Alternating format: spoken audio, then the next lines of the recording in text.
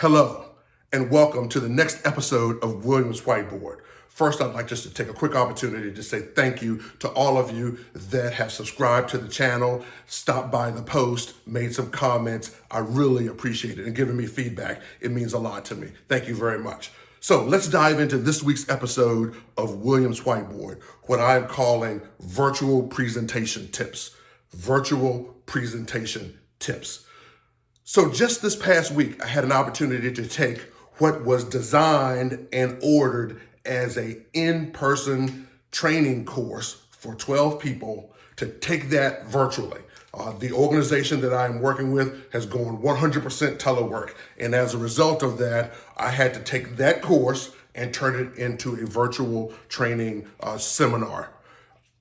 I actually enjoyed the process. It was very well received. And after it was over, after I put the work in, executed it and put the work in, after the class was over, I wanted to make sure that I put some notes down on what the things I thought worked very well, and I want to share them first with you.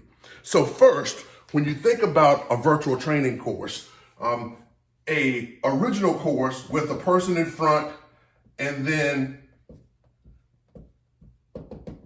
tons of people, could be 10, 25, 50 people, moving that model to the computer isn't as easy as talking about it, okay? This is something that has to be thought about and planned and executed. And here are some tips that I found worked well for me, and I want to share them with you. Number one, set the tone. Send a message early on, maybe like 2-3 days ahead, laying out that the dynamic of, look, this is not an in-person training, okay? This is going to be virtual, so there are just going to be some things we're going to have to deal with, but pack your patience and grace and come along for the journey.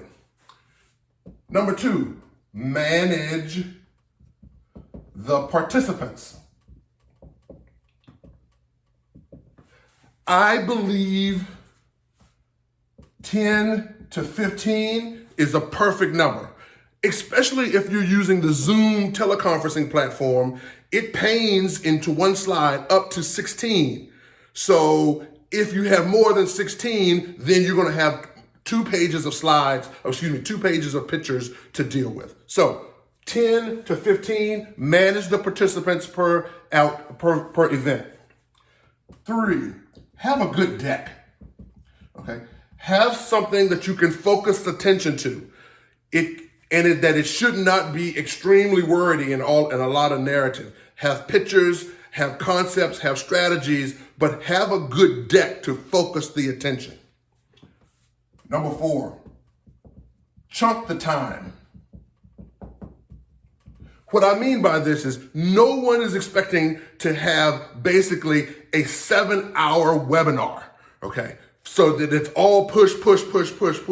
One of the things I did is I broke about 6 hours worth of content up into 6 50-minute chunks.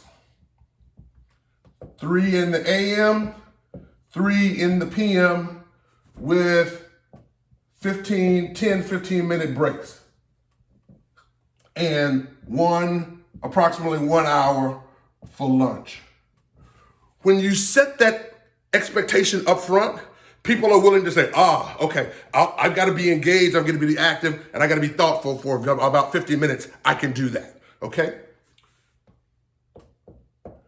Use video.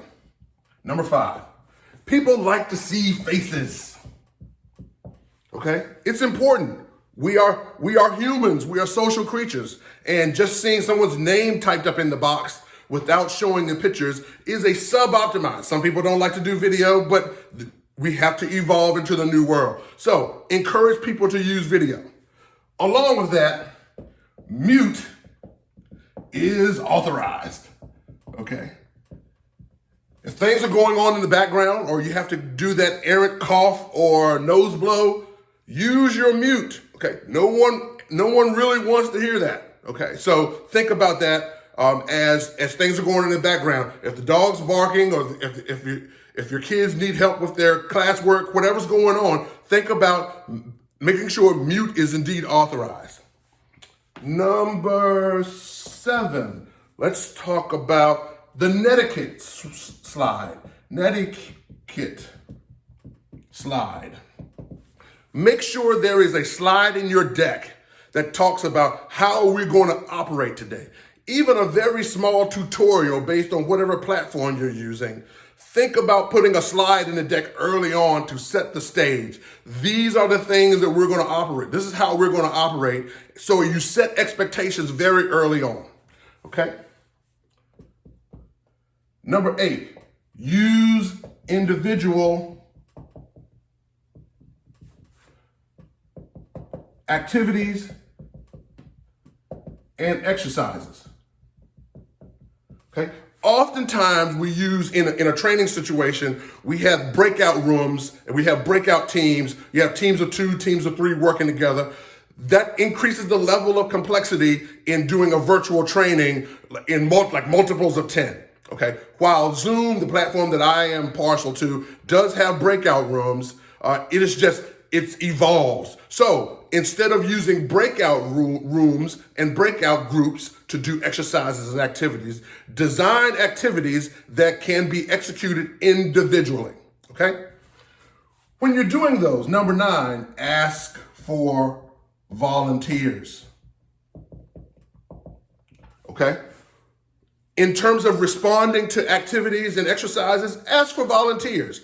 It keeps, one, you're going to have some people that are already engaged and engaged in the activity, and then you're going to have others that it's going to keep them on their toes. Okay, if you have to ask for volunteers, that's just a model to just get the conversation going.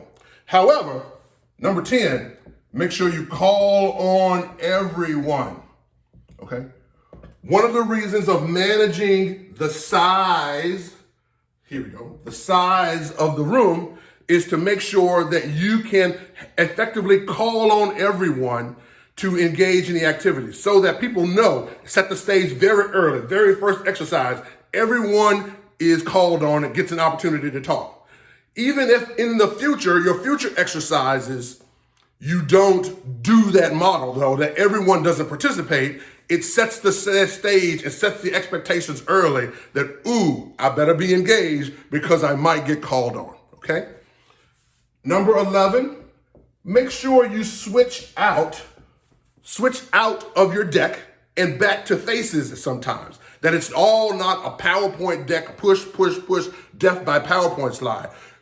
Stop sharing, go to all the faces and have a conversation. Again, we're humans and humans want to make sure that we have an opportunity to engage with each other. Number 12, use stories. Stories are your best model for articulating concepts, strategies, and techniques.